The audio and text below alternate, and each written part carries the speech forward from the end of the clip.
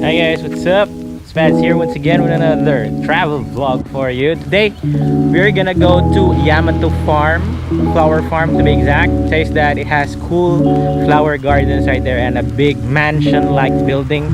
So that's what we're gonna do today. If you're new to the channel, subscribe and then follow my social media account. So let's go because it's really hot today and I would like to, take advantage of the clear skies and calm winds so that we can fly the drone. Okay, let's go.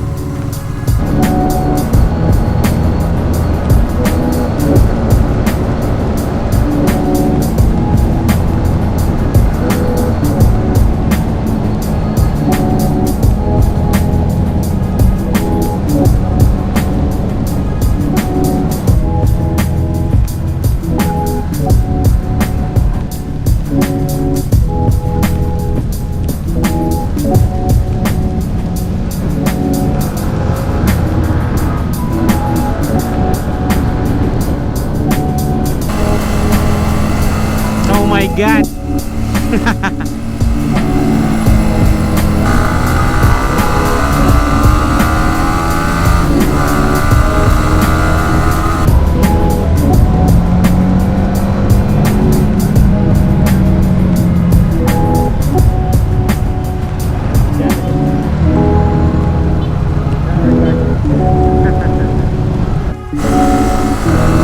Okay, so we're back. We're here now on the Lambunao town, and then I'm gonna turn left here, I think.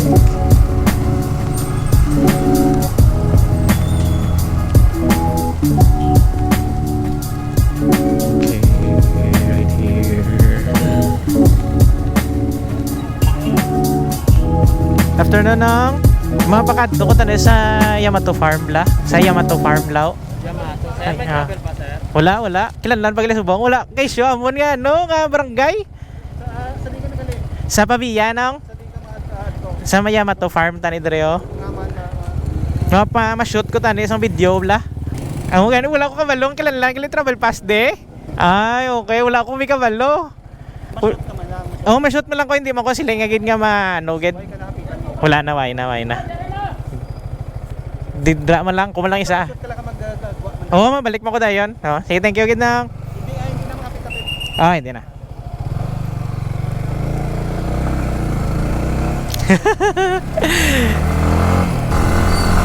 Okay. Hindi pala pwede, guys. Pero okay lang kasi sabi niya, as long as I don't stand by on other places, so that's okay. Anyways, we're just gonna shoot and then go back home, so we're not gonna really stay in one place, and it's just me. So we're gonna stop here. Check ko muna yung yung GPS, and then I'm gonna change bat if ever na lowbat na ako. Okay, let's go. Okay guys, so change the bat. Ayan yung 6 minutes, 2.1 kilometers na lang. So it's inside a mountain, I think. So right now, we're here at Lambunao Plaza. Okay? Ang ganda pala ng plaza ng Lambunao. Actually, our family originated in this town.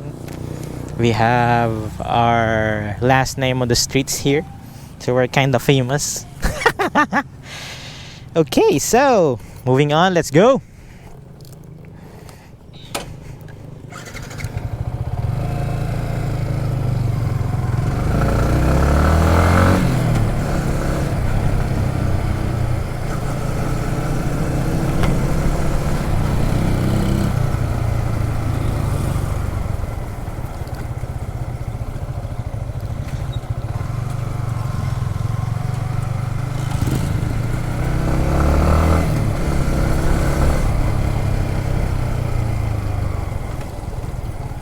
Okay.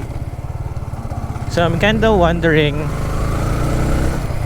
baka naka-lockdown yung Lambunao ngayon. Tapos nandito ako, shit.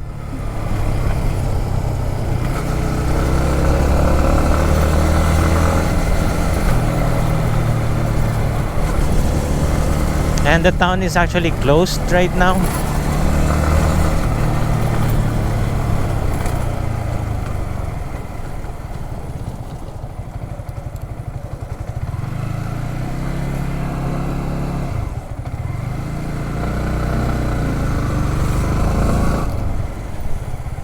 Wait lang. Check muna yung ano, kung tama yung ano.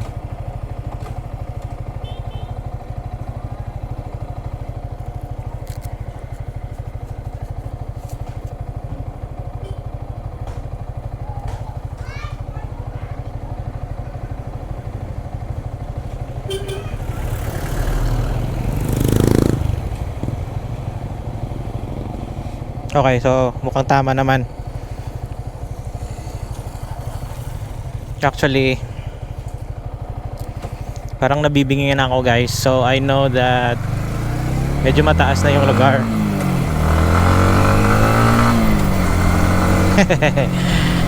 Okay. Yup. Oh my god. Is it just me, or every time I go out and do vlog or travel vlog, it's like it's gonna rain? Ay, nako. Okay, so I'm not gonna ask directions because it's part of our adventure. If we're gonna, you know, get lost, like really obviously lost, that's the time that we're gonna, ask for directions. So right now okay pa naman tayo. Wow, ang ganda. So we're really high up, as you can see.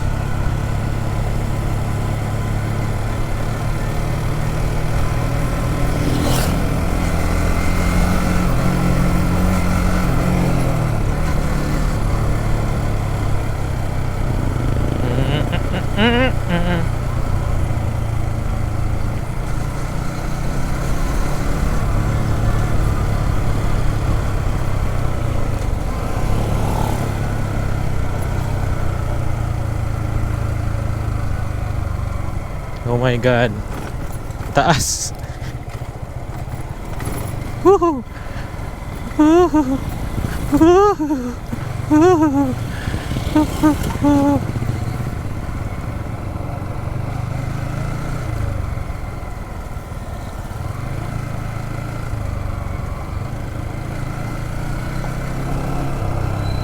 Ay, yun na pala yun. Tangina. Left turn pala tayo dun. Oh my god. Mali.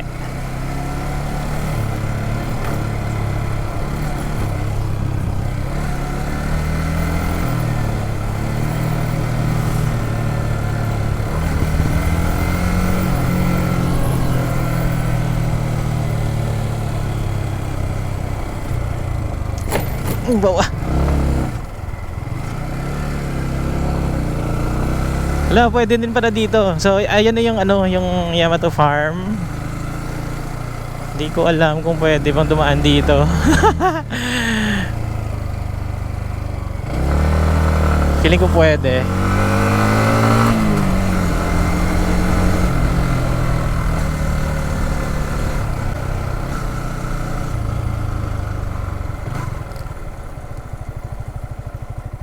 Bosa mo na ding entrance, pasulod ah. Ay. Okay, so close pa lang ngayon. Ha? Pwede ko ra?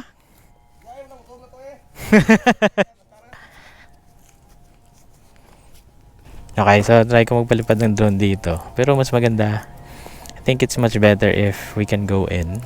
Pero close sila ngayon, but I'm gonna wait for the owner so that I can see kung pwede kasulod. Okay, so by this time I was able to talk and negotiate with the guardian caretaker of the place, and they finally allowed me to shoot the vlog and to fly the drone in the ground. Hey guys, what's up? So I'm here in the grounds now. As you can see, behind my back is the palace or the school. And then the flower garden is right there. That's the only area that has flowers. On my left is actually a grounds which is being developed for a flower farm. And then right here, that's where we came in. Right now, they are closed because of the pandemic, and owner is not here, so I'm gonna have to wait. But outside, the guys in there told me that I can definitely fly a drone here because I'm the only one here. So we're not really breaking protocols, health protocols, because I'm the only one. There's no one to go social distancing right here. So I'm gonna go ahead and fly the drone so that I can give you what's the view of the whole ground, Yamato Flower Garden. Let's go.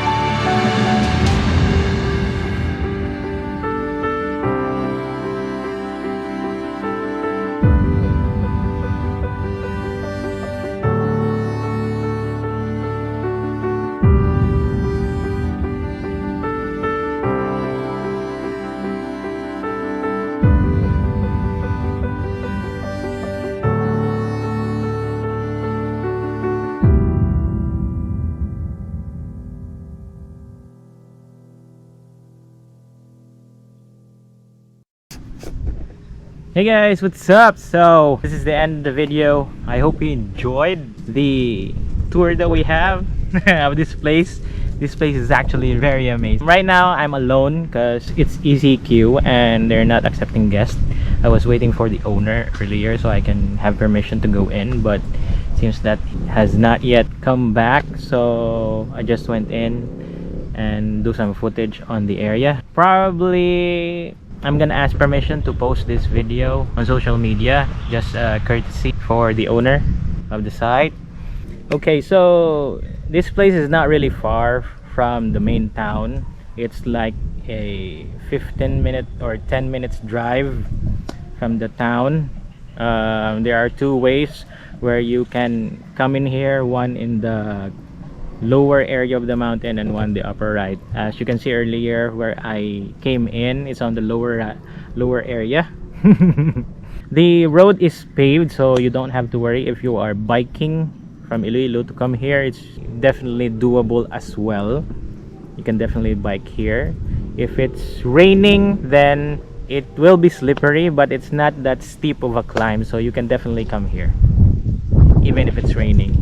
Okay, one thing they say earlier from the people that I talked to, they say that there is a reason why the school is built in the top of the hill.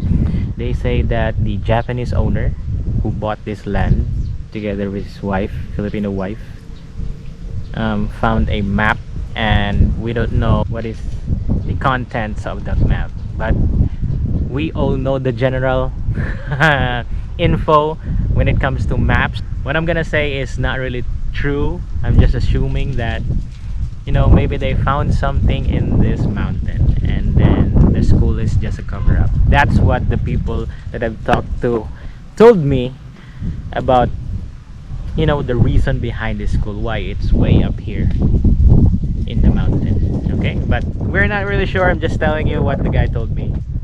Okay, so there's a little bit mystery in this place that to think about if you're gonna go here. Okay, so that mystery is adding up to the adventure if you're gonna come here. Okay, so my first impression of the Yamato Flower Garden, I really thought that the place was abandoned, like an old mansion that's abandoned, but I was wrong. I was talking to the people who are working inside. So basically the place is a school here in Lambunao. The location is absolutely amazing. It's on top of a hill where you can almost see everything. Drone shot earlier. It's actually a working school until the pandemic hit, and so it stopped. It was actually a school for over 10 years now.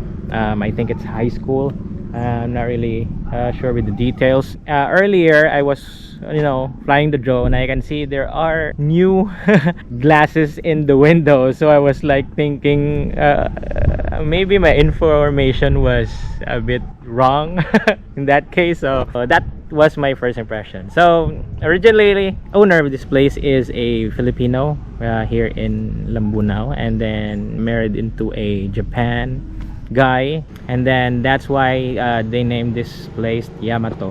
One of the owners created this garden right here. It's actually both sides in front of the school, so you can actually enter here. There's an entrance fee outside, okay, and on the back they are developing vegetables. On the back they are planning to sell it on locals here, so that's what they're doing right now in this land. Hopefully the pandemic ends. That's Yamato for you. If the ECQ is stopped and then the lockdown is over, you can actually come in here. It's really a great view, especially the flowers on front of the school, and at the same time, you know, the building. Okay, so that's it for today. I hope that you enjoyed our adventure, our mini adventure. Stay tuned for next week. I don't know where I'm gonna go next week, so if you're new to the channel, subscribe and then follow my social media accounts, and then I will see you guys in the next adventure. Okay, bye.